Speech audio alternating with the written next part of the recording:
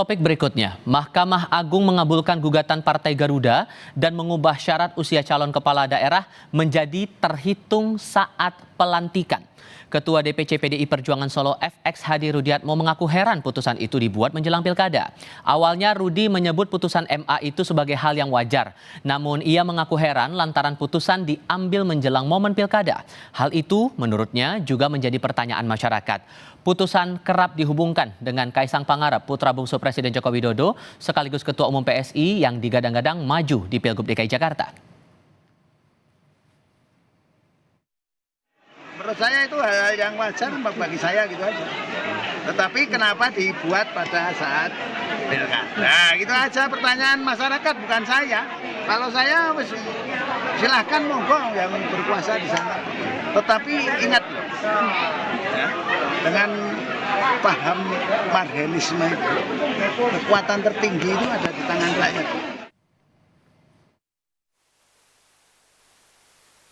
Mahkamah Agung mengabulkan gugatan dari Ketua Umum Partai Garuda terkait syarat usia calon kepala daerah.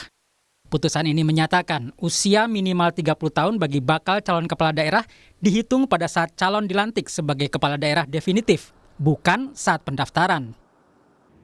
Juru bicara Badan Pemenangan Pilkada PDI Perjuangan, Seno Baskoro, melihat ada indikasi bahwa hukum terus-menerus digunakan sebagai alat kekuasaan, terutama dalam kaitannya untuk memajukan satu sosok tertentu yang belum memenuhi syarat maju Pilkada serentak 2024. Bagaimana mungkin sebuah peraturan itu bisa berubah dengan demikian cepat, dan ini sangat berdekatan dengan momentum Pilkada. Beda persoalan kalau misalnya ini diputuskan jauh-jauh hari, atau sudah dibahas dengan sedemikian rupa. Tapi kan tidak ada. 4 hari persidangan muncul hasilnya, lalu kemudian muncul di tengah publik, di tengah wacana, ada kekuatan kekuasaan tertentu yang selama sekian bulan terakhir ini mengalami fenomena kecenderungan untuk mendorong keluarganya menjadi pejabat publik. Sementara Ketua Prabowo Mania Immanuel Ebenezer menyebut keputusan ini membuka kesempatan bagi kaum muda untuk menjadi pemimpin. Yang membantah putusan ini menjadi karpet merah bagi putra Jokowi Kaisang Pangarep maju Pilkada Jakarta. Ya kepentingan untuk siapa Mas Kaisang? Oh, menurut saya enggak, ini kepentingan buat anak saya. Kepentingannya buat anaknya teman-teman saya. Bisa juga kalau seandainya Ferry punya anak, buat anaknya Ferry. Itu artinya jangan mudah sekali langsung setiap ada keputusan-keputusan produk hukum, langsung yang dituding itu Pak Jokowi dikait-kaitkan dengan anaknya. Kemudian anaknya nanti Desember pas umur 30, langsung dicocologi lah. Bahasanya dicocok-cocokin. Nggak benar. Semula KPU mengatur bahwa usia minimal 30 tahun bakal calon kepala daerah dihitung pada saat penetapan calon tersebut sebagai kandidat. MA mengubahnya sehingga usia bakal calon kepala daerah dihitung pada saat calon tersebut dilantik sebagai kepala daerah definitif. Tim Liputan Kompas TV. Putusan Mahkamah Agung atas perubahan frasa batas usia calon kepala daerah masih jadi polemik. Selain dinilai sangat cepat tanpa ada informasi ke publik, putusan itu dituding untuk kepentingan penguasa. Apakah ada kekuatan politik di balik putusan MA ini? Kami diskusikan bersama dengan para narasumber.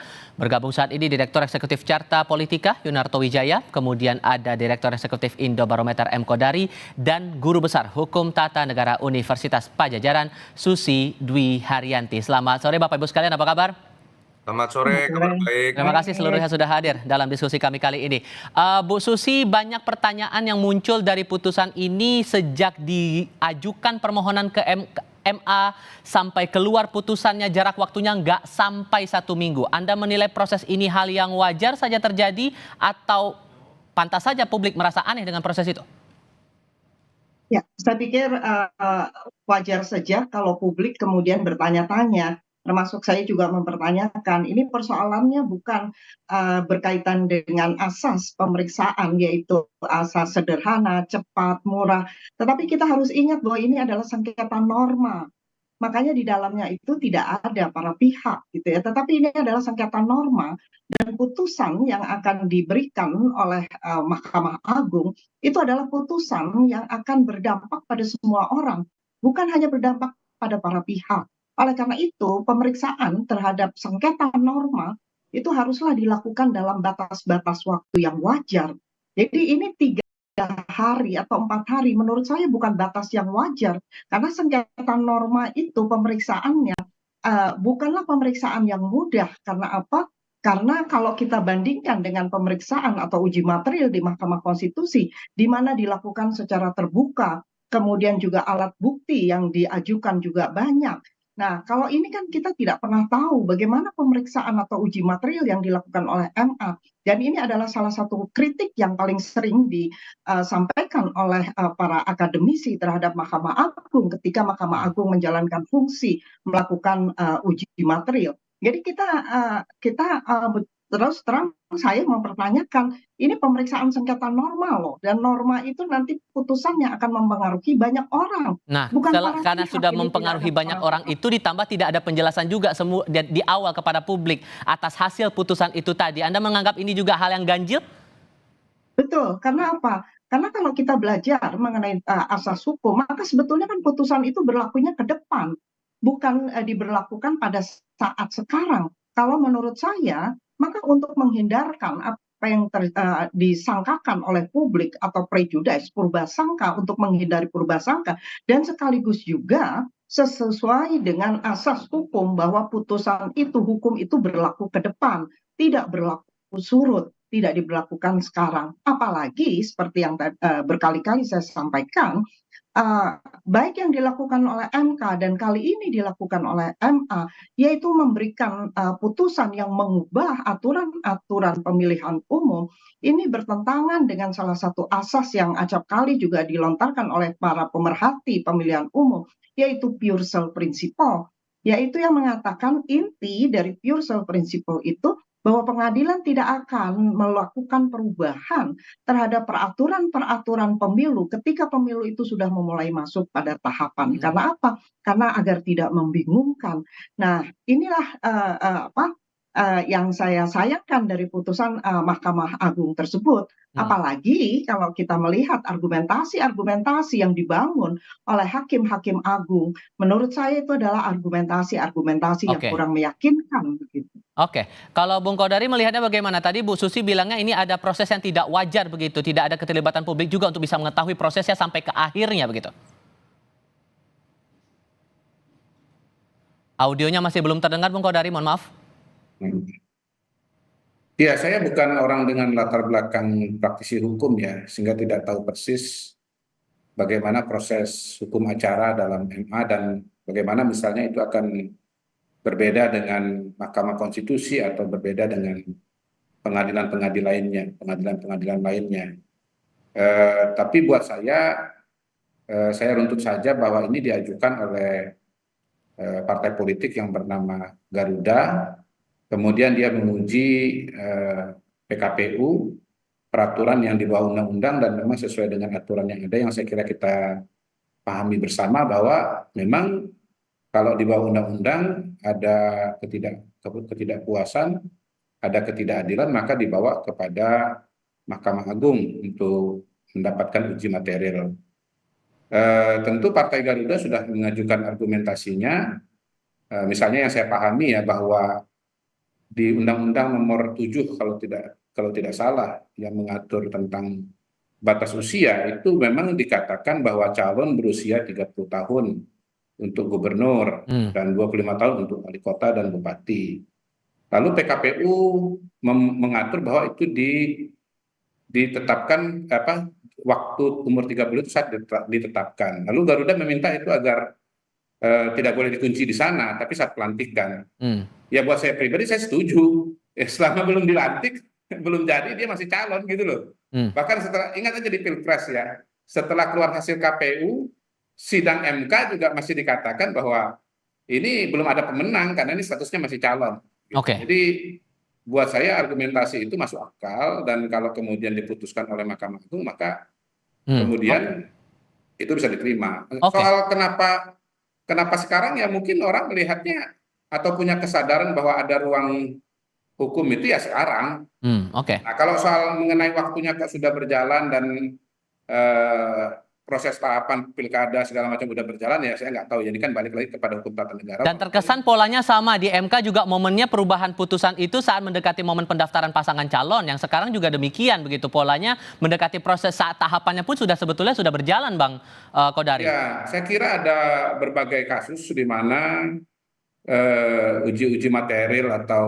judicial review itu misalnya dilakukan pada saat proses sudah berjalan. Misalnya saya ingat tahun 2009 pemilu legislatif sudah berjalan, lalu kemudian ada uji material ke Mahkamah Konstitusi yang mengatur agar yang kemudian membatalkan aturan yang ada bahwa suara itu berdasarkan nomor urut ya atau harus BPP, tetapi kemudian diputuskan oleh MK harus dengan suara terbanyak gitu. Jadi saya kira problemnya adalah kalau kita komplain dengan keputusan-keputusan MK atau MA yang misalnya nih ya harusnya cuma membatalkan atau menerima, tapi tidak menulis norma baru. Saya kira ada problem dengan pengaturan terhadap MK dan MA. Tetapi kalau kita bicara praktek-praktek sampai sejauh ini, memang kayak MK itu, saya kira 90% keputusan aturan-aturan yang dibatalkan oleh MK itu kemudian dibuat norma baru oleh Mahkamah Konstitusi gitu. Jadi saya melihat secara makro, bukan hanya lihat kasus per kasus, tetapi bagaimana proses pengambilan keputusan MK dan MA itu sendiri juga harus dibenahi memang kalau tidak ada sampai ada ketidakpuasan pandangan, ada pertanyaan juga nih Mas Toto bahwa jangan-jangan nih putusan MA ini keluar gara-gara ada orang kuat dalam tanda petik, ada sosok di balik putusan itu bisa keluar di momen yang sudah berjalan seperti sekarang tahapan sudah berlangsung untuk pilkada serentak ini. Anda merasa demikian juga? Saya nggak bisa menjawab hal-hal yang kita nggak bisa buktikan ya. Saya ingin masuk ke nalar yang mungkin agak berbeda saja dengan Bung Kodari. Pemahaman saya secara awam, saya juga bukan profesor bidang hukum, meneruskan Prof. Susi tadi. Kalau kita lihat bagaimana terkait dengan aturan-aturan mengenai usia dalam pencalonan di pilkada, kita bisa lihat beberapa PKPU yang ada. Apakah pernah ada perbedaan tafsir mengenai usia 30 untuk cagup-cawagup dan 25 untuk misalnya bupati wali kota? Di PKPU 13 2010 betul itu dikatakan sejak pendaftaran calon. Lalu kemudian ada perubahan di PKPU nomor 3 tahun 2017 ditetapkan sejak penetapan calon. Memang menjadi masuk akal karena orang ketika belum ditetapkan calon resmi dia belum menjadi calon. Dan apa yang digugat dalam PKPU 9 2020 itu sebetulnya sudah konsisten meneruskan apa yang ada di PKPU 3 tahun 2017. Dan buat saya jadi aneh kalau kemudian yang disebut sebagai kebingungan tadi diputuskan dalam frasa yang tidak pernah ada. Yang kedua, kita gunakan akal sehat saja kok. Ini kan terkait syarat pencalonan. Kalau dibaca babnya, bagiannya, dalam semua PKPU terkait mengenai usia itu adalah persyaratan calon. Sehingga kita tinggal menggunakan akal sehat. Kapan sih orang mulai jadi calon? Logikanya Bung Kodari betul bahwa kemudian pada saat mau dilantik dia masih calon. Tapi kan apakah kemudian menegasikan masa-masa sebelumnya itu bukan calon? Kan itu yang aneh. Yang menurut saya malah benar adalah kalau aturan sekarang menyatakan setelah dilantik itu harusnya diubah menjadi penetapan calon. Kalau patokannya adalah pada saat dilantik, itu bukan syarat pencalonan, itu syarat pemenang. Itu logika akal sehat saja menurut saya. Tapi juga muncul pertanyaan karena walaupun sebetulnya dalam beberapa kesempatan kami bertanya, jangan-jangan ini red carpet sebetulnya, karpet merah untuk bisa melanggengkan sosok tertentu untuk bisa maju dalam pilkada. Menurut Anda masuk akal atau tidak kalau ada pakai alasan itu? Dan ini lebih ruangnya menjadi lebih sempit dibandingkan perdebatan kita ketika kita bicara keputusan MK 90. Jelas kalau kita bicara mengenai pergantian frasa dari penetapan calon diubah menjadi pelantikan dipilih, ruang menjadi lebih terbuka buat orang sekedar yang lahirnya itu setelah 22 September tahun 94, karena 22 September itu penetapan calon ya, sampai katakanlah akhir Desember 94, karena Januari itu baru ada pelantikan.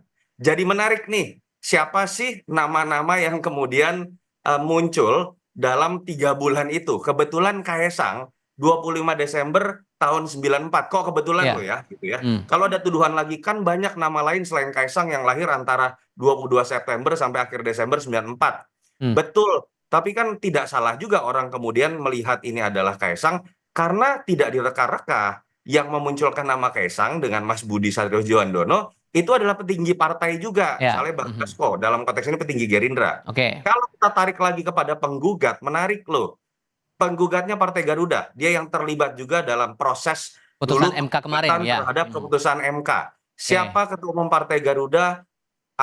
Saudara kandung dari Ahmad Riza Patria, petinggi dari Partai Gerindra. Dan kalau kita orang politik tahulah ngobrol-ngobrol bagaimana kedekatan antara partai itu. Baik, tahan dulu di situ. Terlalu Tahan dulu banyak, di situ, Mas. kita akan lanjutkan lagi usai Sedikit jeda. aja, Mas, sedikit, Mas. Oke, singkat. Terlalu banyak kemudian sebuah fakta-fakta yang membuat kita melihat, saya minimal, ada kejanggalan yang sebenarnya polanya sudah berulang. Baik, oke. Ada kejanggalan polanya sudah berulang dan Anda melihat juga begitu, Prof. Susi, bahwa ini maksudnya tidak hanya masalah hukum saja, tapi ada maksud politis di balik perubahan aturan ini? Jawabnya nanti ya, Bu ya. Kita lanjutkan usai jeda berikut. Satu informasi dulu sebelum melanjutkan diskusi, Ketua Divisi Teknis Penyelenggaraan Pemilu KPU Jakarta, Dodi Wijaya, menyebut pihaknya masih menunggu arahan KPU RI atas putusan MA soal batas usia Cagup-Cawagup saat mendaftar di Pilkada Jakarta. Menurutnya, status dari KPU Jakarta ialah sebagai pelaksana PKPU yang ditetapkan KPU RI, sehingga penerapan dari putusan itu bergantung pada KPU RI apakah akan memasukkan putusan itu dalam PKPU atau tidak. Hal tersebut kan kami akan menunggu koordinasi dengan KPU Pusat karena regulatornya adalah KPU Pusat. Nanti kami akan tunggu apakah itu hal tersebut akan diatur di dalam PKPU pencalonan. Kami akan ikuti sesuai dengan regulasi yang ditetapkan dari KPU Pusat. Tidak langsung ke KPUD tapi ke KPU Pusat dulu. Regulatornya untuk PKPU kan di KPU RI ya. Jadi kami akan mengikuti sebagai pelaksana dari undang-undang. KPUD akan melaksanakan apa yang termaktub nanti di dalam PKPU maupun ketentuan peraturan perundang-undangan. Sejauh ini belum ada arahan dari KPU? Belum, kami masih menunggu koordinasi lebih lanjut. Bu Susi, merujuk pada pernyataan KPU Jakarta tadi, sebetulnya aturan yang sudah diketok perubahannya itu oleh MA langsung bisa diterapkan atau nunggu proses di KPU RI dulu atau gimana sebetulnya, Bu? Ya, kalau kita baca pada putusan MA, yaitu angka 3, MA itu di dalam putusannya mengatakan memerintahkan kepada KPU RI untuk mencabut pasal 4 ayat 1 huruf D PKPU nomor 9 tahun 2020. Jadi ada perintah untuk mencabut. Ini ya berbeda dengan putusan 90 yang tidak melakukan perintah kepada KPU. Nah, karena ada perintah dan ini dinyatakan di dalam putusan, maka ini bentuknya adalah order dari pengadilan. Oleh karena itu, KPU harus melakukan pencabutan terhadap PKPU sebagaimana diperintahkan oleh Mahkamah Agung. Ketika dia melakukan pencabutan, berarti kan ada kekosongan hukum, ada kekosongan norma di sini, bukan kekosongan hukum tetapi kekosongan norma. Oleh karena itu, akibatnya apa? KPU harus membuat aturan baru untuk mengganti dan mengakomodasi putusan Mahkamah Agung. Itulah yang tadi saya katakan, seharusnya pengadilan itu melakukan restrain, pengekangan diri untuk tidak mengeluarkan putusan-putusan untuk melakukan perubahan terhadap aturan-aturan pemilihan umum karena ada resiko-resiko, ada tindak-tindak lanjut yang harus dilakukan untuk mengakomodasi atau menerapkan, mengefektifkan putusan Mahkamah Agung tersebut. Karena itu saya pikir memang KPU harus melakukan tindakan sebagaimana tindakan pencabutan sebagaimana diperintahkan oleh Mahkamah Agung. Tapi kalau membaca pola perubahan aturan ini sedemikian cepatnya, Anda merasa bahwa ini maksudnya politis dan ada tokoh atau aktor tertentu di balik perubahan putusan yang terkesan mendadak di mata publik ini, Bu? Ya, saya tidak mengatakan apakah ada aktor di belakangnya, tetapi selalu saya kaitkan dengan ini adalah salah satu wujud dari autocratic legalism.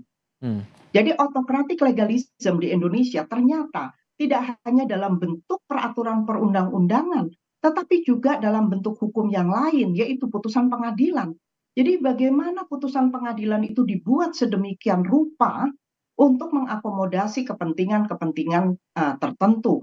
Nah, kepentingan-kepentingan ini kan banyak pihak. Nah, inilah yang saya katakan sebagai salah satu wujud. Ini contoh lagi ini betapa hukum di Indonesia ini masuk dalam kategori autocratic legalism, baik dalam bentuk aturan perundang-undangan maupun juga dalam bentuk putusan-putusan pengadilan. Misalnya kita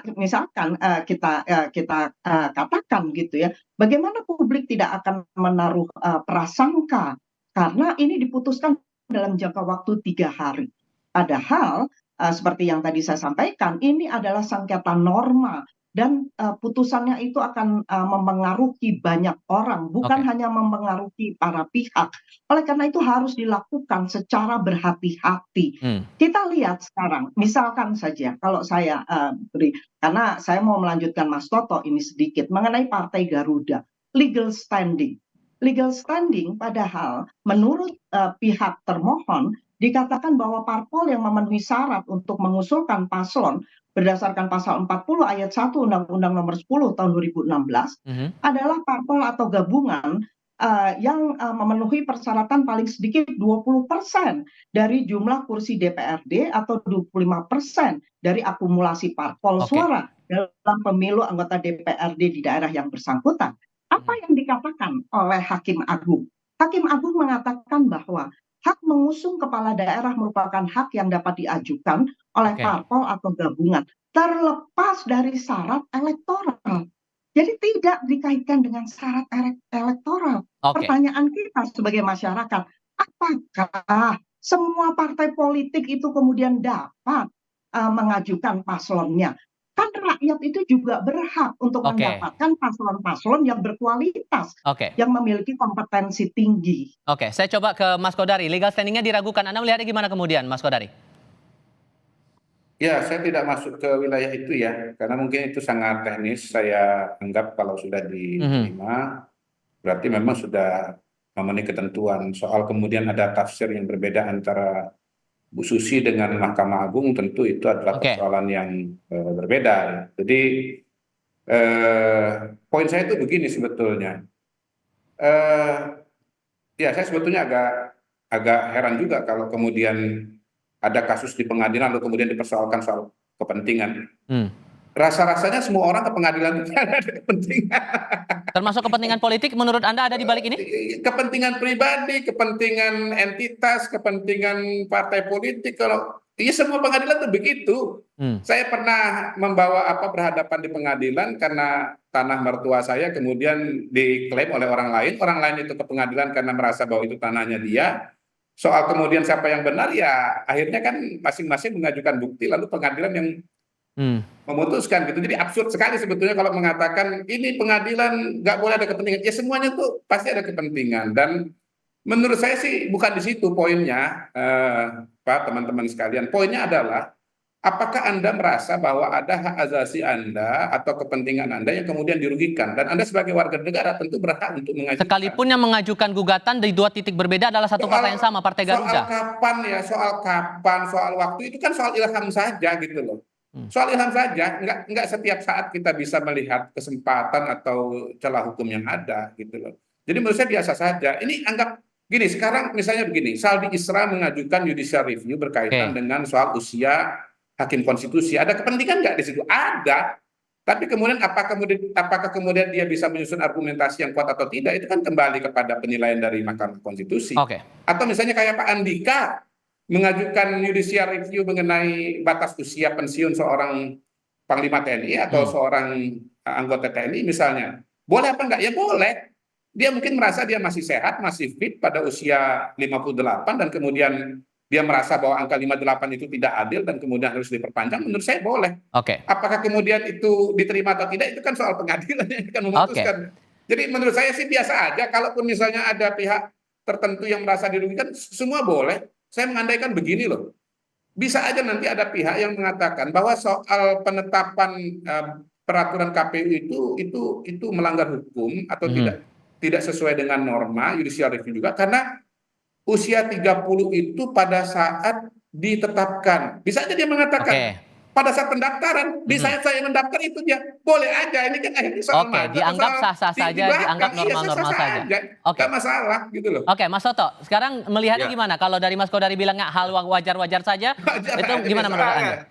Gini Mas, ini bukan tentang kita menerka siapa di belakang. Semua ada kemungkinan. Mau mengintervensi kah kekuasaan, mau majuin anak bungsunya kah, itu misal ya.